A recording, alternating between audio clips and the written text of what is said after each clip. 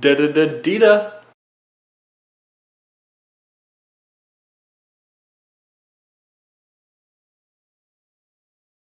Cheers everyone, Endgame is so close. So we end the series with the most recent pair of Tony Stark sunglasses, the Dita Flight.006, as worn by Tony Stark's Iron Man in Infinity War. You can see these in Infinity War whenever Tony Stark is out in New York with Doctor Strange fighting Thanos' Black Order.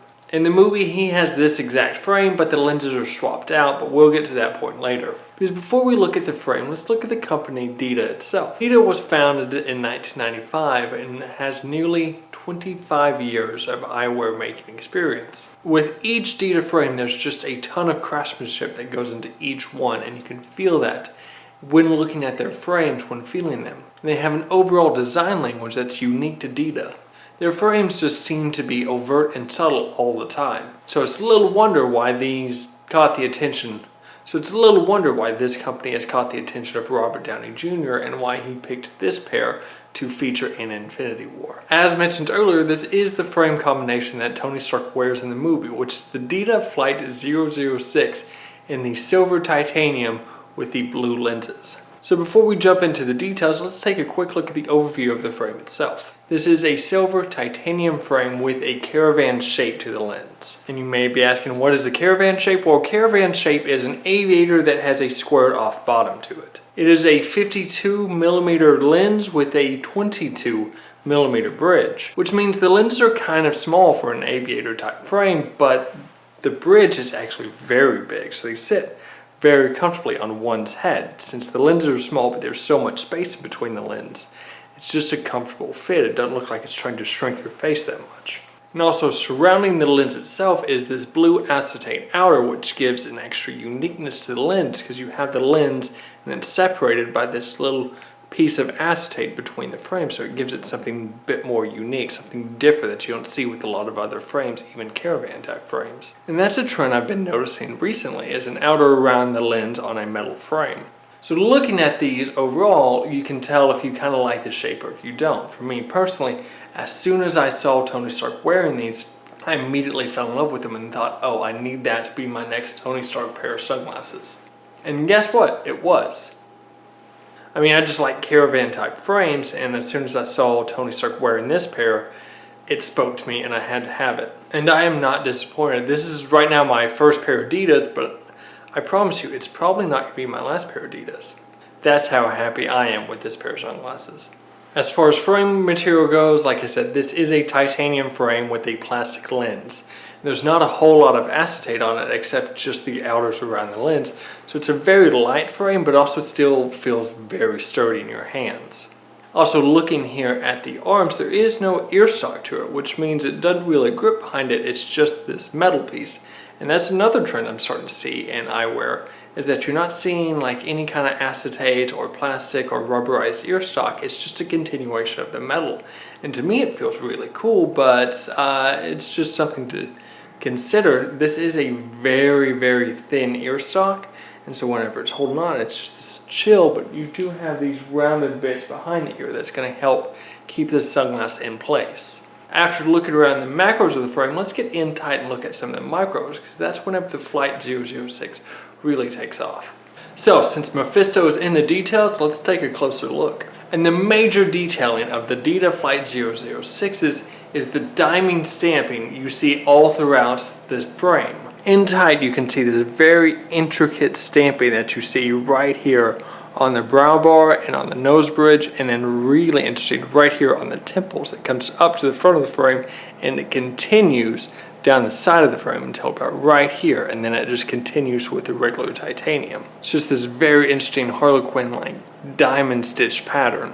And looking at the outside of the lens itself, you can see this very in-tight grooving running around the outside of the lens. And as we discussed last time in the Matt Studa episode, doing very intricate work like this on titanium is not an easy process. Then running down to the ear stock, you can see as it flares out here, there's actually this very small bevel that happens right there at the ear stock.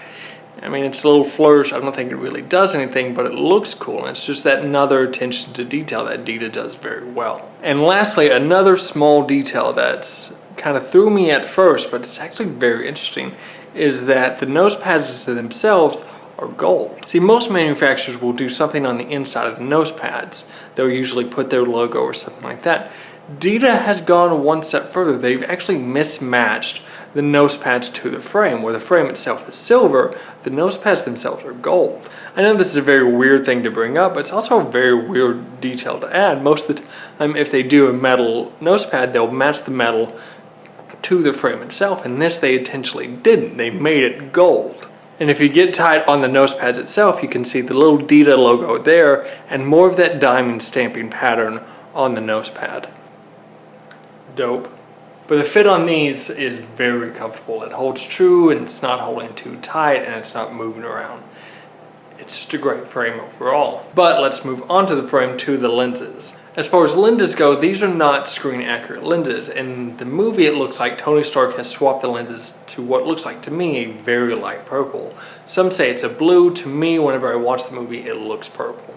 So just something to know, if you're really wanting screen accurate as far as the Ditas go, you are probably going to have to swap the lenses. I debated going back and forth if I wanted to swap the lenses or not. If I wasn't going to do it as light as he does in the movie, but still probably like a category 2 purple lens, not like a category 1, which is what he wears in the movie. But as of now, I've decided to keep the stock lens, which is a blue flash mirror. And looking on Dita's website right now, it looks like they've started making these without the blue mirror and just a gray lens. So if you want to be a little bit more movie accurate, but you don't want to go through the trouble of trying to swap out the lenses, that's a good option to go. But I'm not here to review those lenses, I'm here to review these lenses.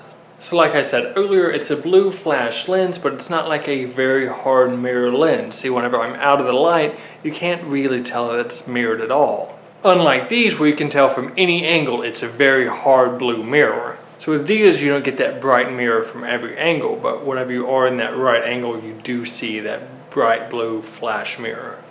Adding to that, it is a flat lens, meaning there's no curvature to the actual lens itself. The lens sitting in there is flat, which doesn't do a hell lot in terms of optics. It's just kind of a cool, unique design that you see in some sunglasses, but it's also very cool whenever you're looking into something. The reflection off the glass is just a perfectly still mirror. You don't see a lot of warping. It's almost exactly what your face is pointing at. It's a direct image of what you're getting in the mirror. One more thing to look at the detailing of the lens is the small little detail of the logo. I'm not sure if the camera's going to be able to pick it up, but there was a small etching of the logo right here on the lens. But that's not really that unique to this frame. It's almost like an industry standard at this point to put your brand logo somewhere on the lens itself. Ray-Ban, Maui Jim, Persol, Tom Ford, they all do it, but what sets Dita apart from those is why all other manufacturers just put the brand logo right there on the lens. Dita actually goes one step further, in that they actually go and put the full model of the frame on the lens itself. So when you look close on these, it doesn't just say Dita, it says Dita Flight.006. That's a level of attention you just don't really see. But the base lens itself is a Zeiss anti-reflective. And again, pulling from the Matt Student video, Zeiss makes some of the best plastic lenses, and this still holds up on that tradition. Looking through the lens itself, to me, it looks like it's a rose gray lens, which means it's a gray lens, but also has a little bit more warmth to it. You get some kind of color contrast, but it's not super noticeable. And the lenses are super clear. It's a hard toss-up between these lenses and the Matt Student lenses, but I think I probably like these a little more. It's another hesitation of why I haven't swapped out the lenses yet. And if you're wondering, these lenses are also non-polarized, but the mirror on the outside of the lens does help cut out glare a little bit more than normal. So it is a super great lens with a super great frame. What more could you want? So moving away from the sunglass frame, let's look at the packaging with this, the outside box to it, where it says Dita right here on the front, and then again Dita right here on the side, and on the back you can see it says established 1995. And then the case actually slides out of the box like this. So then let's move on to the case. The case itself is a very small black leather case with Dita embossed right there. It's magnetized open. So you just pull it open, and right there you see the kind of camel khaki suede color on the inside, with of course the logo right there and the cleaning cloth, which is embossed with Dita as well. So all in all, it's very good at packaging. I have no real complaints about it at all. It's subtle, but it has presence, much like Dita sunglasses themselves. So that concludes our look at the Dita Flight.006s. And an end to this series for now. I'm sure in Endgame he's going to wear another pair that I'm going to fall in love with and absolutely want. If I get those, I'll probably do another review. And there's still a couple of Tony Stark sunglasses I still want.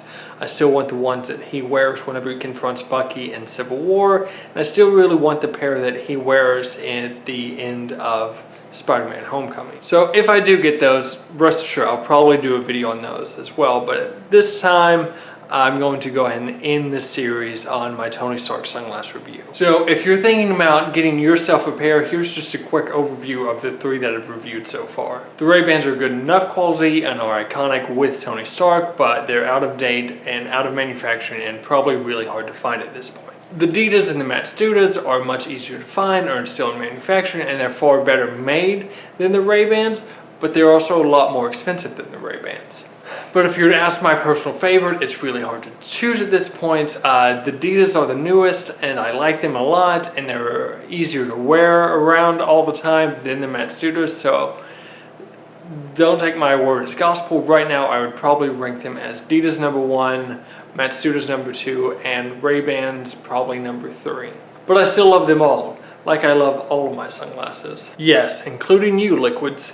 But thank you guys so much for watching. If you like this video, please like it and let me know what are your favorite Tony Stark sunglasses. Please comment and let me know. Also, don't forget to subscribe and share this to someone who you think might like this. So also remember, if you like this video, you can click right here to subscribe, or you can click right here to watch more. So cheers to Endgame, and I'll see you next time.